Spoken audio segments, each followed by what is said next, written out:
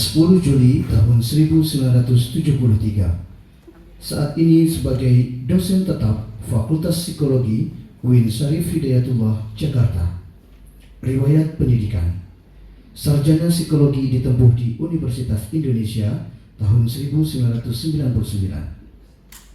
Magister psikologi ditempuh di Universitas Indonesia tahun 2003 dan saat ini menempuh pendidikan Doktor Ilmu Psikologi di Universitas Persada Indonesia IAI. Pengalaman organisasi: tahun 2013 sampai 2014 sebagai Sekretaris Program Magister Sains Fakultas Psikologi UIN Syarif Hidayatullah, Jakarta. Tahun 2015 sampai 2019 sebagai Wakil Dekan Bidang Administrasi Umum Fakultas Psikologi UIN Syarif Hidayatullah, Jakarta.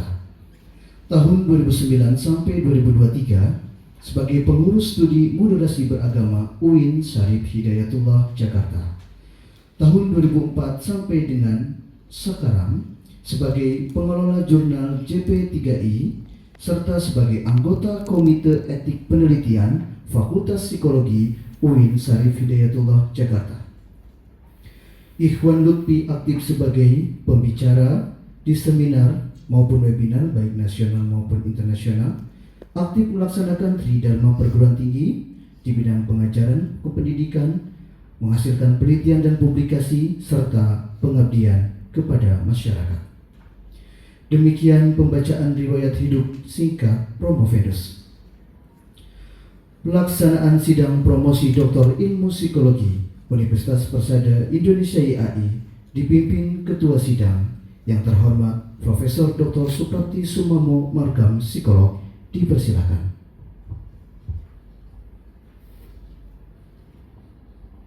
Saudara Promovedus, tim promotor dan para penguji telah menyetujui untuk menguji saudara. Saya harap saudara menjawab seluruh pertanyaan penguji dengan tenang dan ringkas karena waktu ujian terbatas. Saya persilakan Ketua Tim Promotor membaca pertanggungjawaban akademik saudara. Terima kasih Ibu Ketua Pimpinan Sidang, Bapak Ibu sekalian yang saya hormati. Assalamualaikum warahmatullahi wabarakatuh.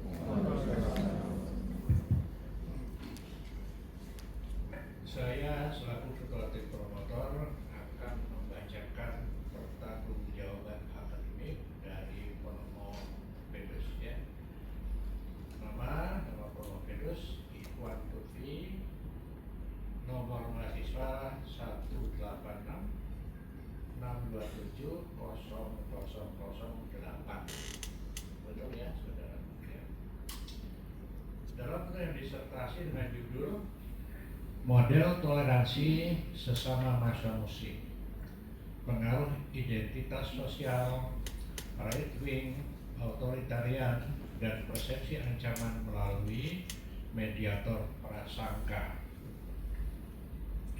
Dalam ujian ini ketua sidangnya dipimpin oleh Profesor Dr. Suprapti Sumamo Margam, psikolog. Sebagai sekretaris sidang yang ada di sebelah kanan Ibu Ketua adalah Dr. Anissa Rahayu, MC, psikolog. Sebagai promotor saya sendiri, Profesor Dr. Asmadi Ansa, SU, psikolog. Co-promotor ada di sebelah kanan saya, Dr. Puncono Teguh Yunanto, SPSI, MM. Urutan ujian disertasi, proses disertasinya: pertama, ujian kualifikasi dengan nilai kelulusan skor 89, nilai huruf A-, yang ditempuhnya pada tanggal 7 April 2021, hampir 3 tahun ya, hampir 3 tahun.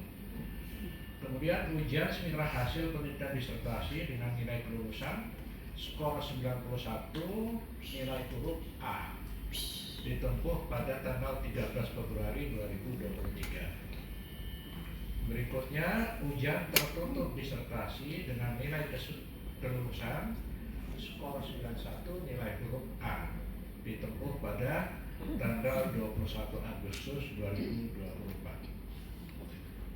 Indeks prestasi kumulatif sampai dengan ujian tertutup atau prapromosi disertasi sebesar 3,95.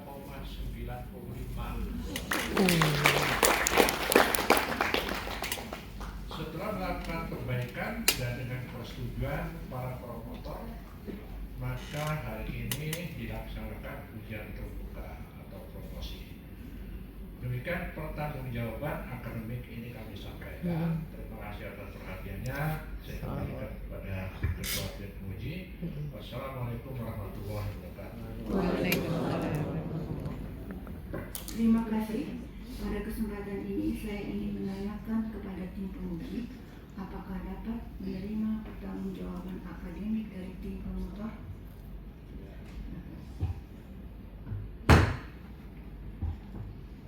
Terima kasih. Saudara promoven.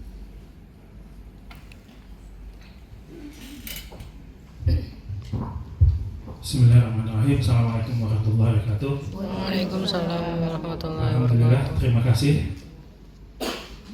kepada para penguji yang telah memberikan kesempatan kepada saya untuk mempresentasikan hasil tulisan atas bimbingan promotor dan komotor dan sebagainya.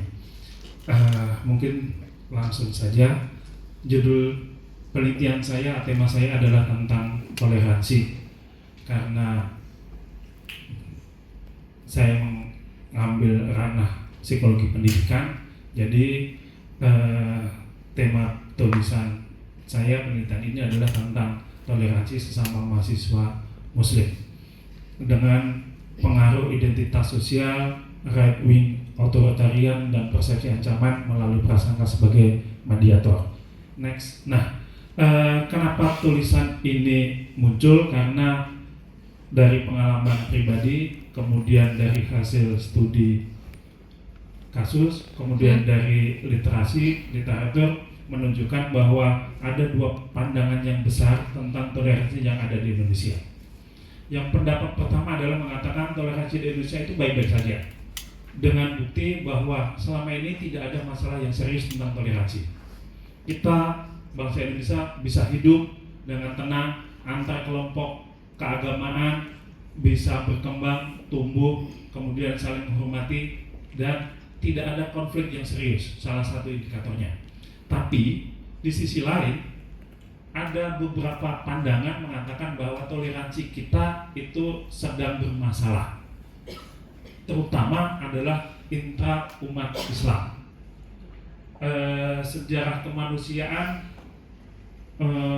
bisa mencatat bahwa tragedi kemanusiaan yang paling besar salah satunya disebabkan karena masalah agama, terutama intern umat beragama, tidak hanya di Islam tapi juga di Kristen atau di agama yang lain, dan juga antar agama. Tapi khusus di Indonesia ada beberapa laporan mulai dari Putra, Marsal, kemudian Abdul Rahman, penelitian PPIN, kemudian dari peneliti luar juga mengatakan kita sedang bermasalah tentang toleransi. Next, oleh karena itu, karena kondisi tersebut memunculkan ide bahwa ini perlu dan penting. Novelty-nya adalah sangat terbatas, kajian-kajian tentang toleransi intra umat beragama, apalagi intra umat beragama Islam yang sebagai agama mayoritas di Indonesia. Novelty yang kedua adalah tentang model. Modelnya yang melibatkan beberapa variabel dengan prasangka sebagai mediator. Ini penulis yakini masih jarang atau mungkin semoga ini menjadi hal yang baru di kajian keilmiahan. Next, masalahnya secara umum adalah apakah model toleransi fit dengan data empirik.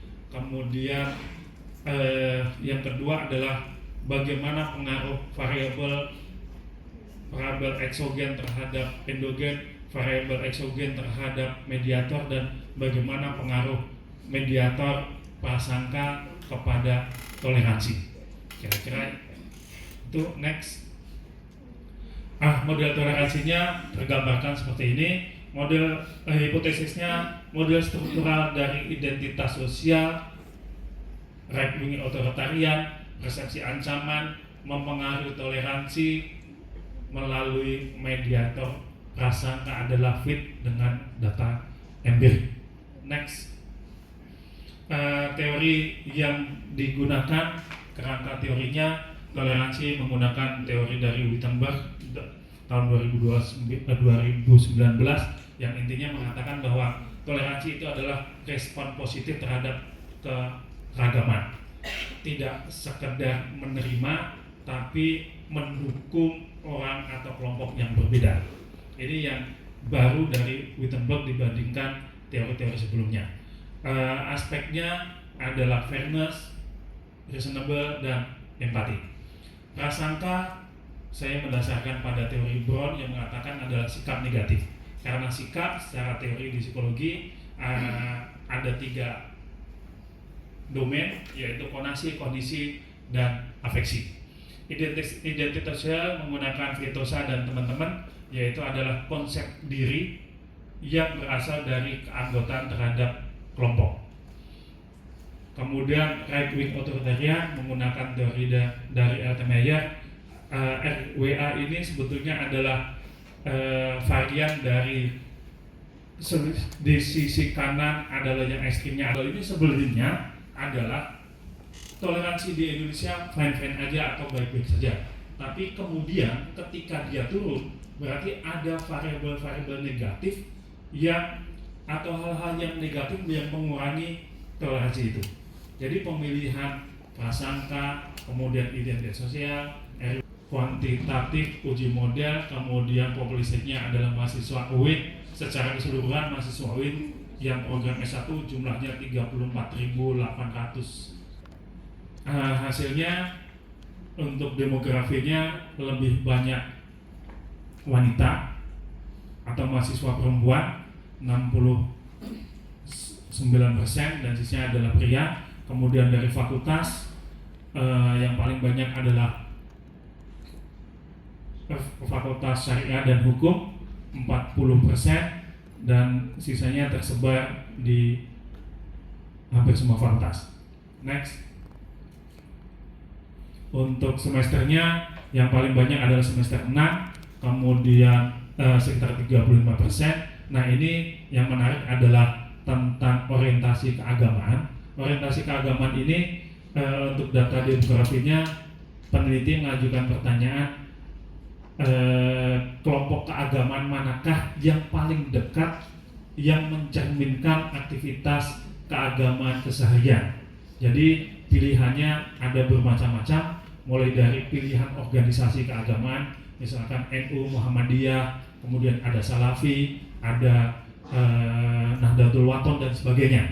Nah, berdasarkan beberapa kajian, akhirnya peneliti atau penulis mengelompokkan menjadi 3 hal, yaitu orientasi keagamaan modernis, kemudian tradisionalis, dan non-afiliasi. Non-afiliasi ini adalah yang tidak mencantumkan ataupun memilih menulis untuk mengatakan bahwa saya tidak terorientasi pada kelompok keagamaan manapun. Yang paling banyak adalah tradisionalis sekitar 61%, kemudian modernis, dan non-afiliasi hampir seimbang. Next. Kategorisasi skor variabelnya yang menarik adalah toleransi, yang menonjol sedang itu adalah karena menggunakan kurva normal paling banyak, tapi toleransi dominannya adalah tinggi, kemudian prasangka itu seimbang antara rendah dan tinggi, identitas sosial itu adalah rendah paling banyak, RWA adalah rendah yang paling tinggi, persepsi ancaman seimbang antara rendah dan tinggi. Next. Hasil uji hipotesis menunjukkan bahwa hipotesis penelitian diterima, yaitu model toleransi fit dengan data. Next, langsung ke gambar saja. Nah, hasilnya adalah identitas sosial mempengaruhi toleransi dengan arah negatif. Artinya semakin orang mengidentifikasi kepada kelompok keagamaan, toleransi terhadap kelompok yang lain akan rendah. RWA pengaruhnya negatif terhadap toleransi, semakin orang merasa bahwa orang lain memiliki kelebihan yang harus dihormati, atau orang memandang bahwa orang lain harus dipatuhin, dia akan semakin tidak toleran. Prasangka, semakin orang berprasangka terhadap kelompok lain, dia semakin tidak toleran. Persepsi ancaman pengaruhnya positif terhadap prasangka, artinya orang atau kelompok mahasiswa kalau merasa kelompok lain itu mengancam baik secara simbolis ataupun realistis, prasangkanya akan meningkat. Prasangka meningkat berarti memberi label semakin jelek kepada kelompok yang lain. Dan kemudian karena memberi label berprasangka buruk kepada kelompok lain, dia akan menjadi semakin tidak toleran. Next. Nah, ini yang menarik. Implikasi atau rangkuman penelitiannya adalah mengatakan toleransi itu ternyata dimunculkan oleh faktor personal, mulai dari prasangka, identitas sosial, RWA, kemudian hasil diskusi atau bahasan mengatakan nilai religiositas, walaupun nilai dan religiositas ini tidak termasuk dalam penelitian. Kemudian yang kedua adalah prasangka ternyata dimunculkan oleh faktor situasional, bukan faktor personal. Jadi prasangka sangat tergantung pada situasi dan konteks, entah itu konteks dia berada atau kelompok yang lain. Next.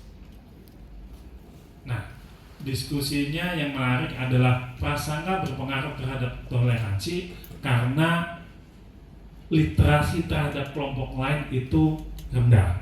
Informasi terhadap kelompok lain itu masih sangat terbatas. Artinya yang lain adalah prasangka itu mempengaruhi toleransi terhadap umat Islam yang lain karena dia tidak mengetahui dengan detail, dengan tepat apa ajaran atau kebiasaan kelompok yang lain. Yang muncul hanya prasangka-prasangka terhadap kelompok lain.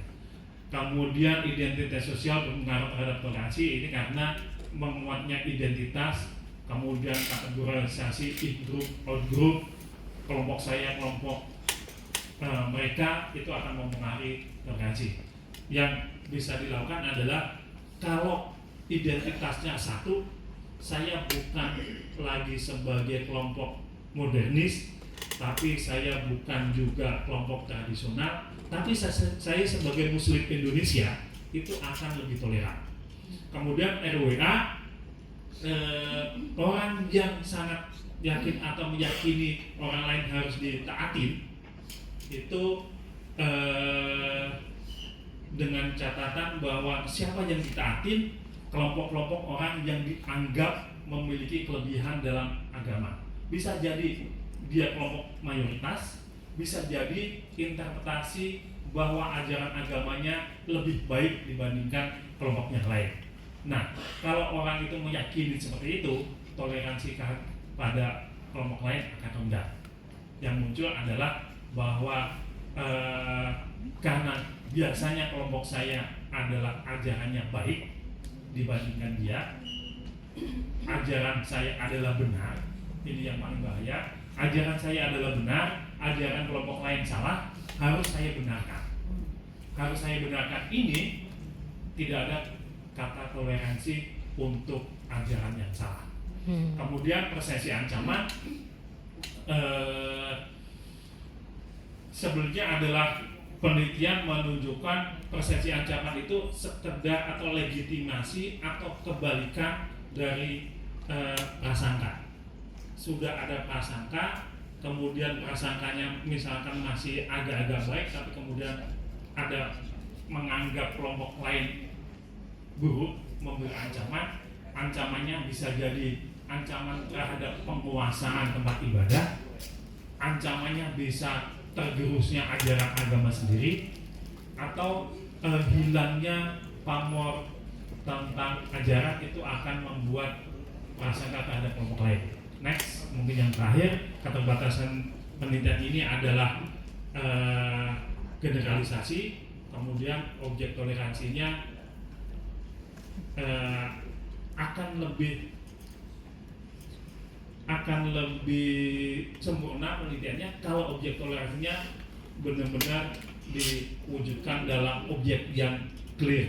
Misalkan toleransi terhadap Salafi, toleransi terhadap NU, terhadap Muhammadiyah dan sebagainya. Itu akan lebih.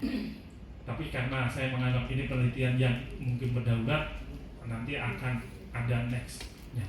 Next yang terakhir adalah saran teoritisnya adalah karena tadi prasangka dipengaruhi oleh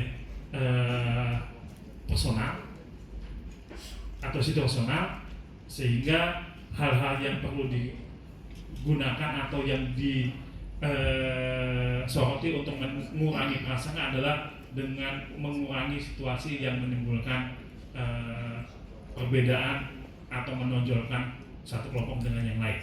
Kemudian yang perlu lagi adalah yang belum dilirik adalah tentang penelitian dalam dunia maya atau digital. Karena belakangan muncul matinya otoritarian atau matinya otoritas keagamaan itu karena masalah dunia maya ini perlu. Karena salah satu hal yang pengalaman saya terlibat di radikalisme teroris itu adalah yang paling berpengaruh sekarang ini adalah dunia maya, ajaran di dunia maya yang tidak benar. Kemudian aplikasinya intinya adalah bagaimana meningkatkan identitas bersama, yaitu kalau di sekolah atau di kampus pelajaran tentang yang sesuai dengan, karena ini dulu pas nawacita ya, tentang revolusi mental, kemudian penguatan kebangsaan itu menjadi sangat baik diterjemahkan dalam bentuk penataran kembali P4, kemudian peningkatan identitas nasionalisme. Kemudian hal yang mungkin sangat praktis lagi adalah kita dukung timnas Indonesia untuk menyatukan kita sebagai identitas yang sama. Kira-kira itu. Demikian presentasi dari saya. Selamat berbuka. Waalaikumsalam.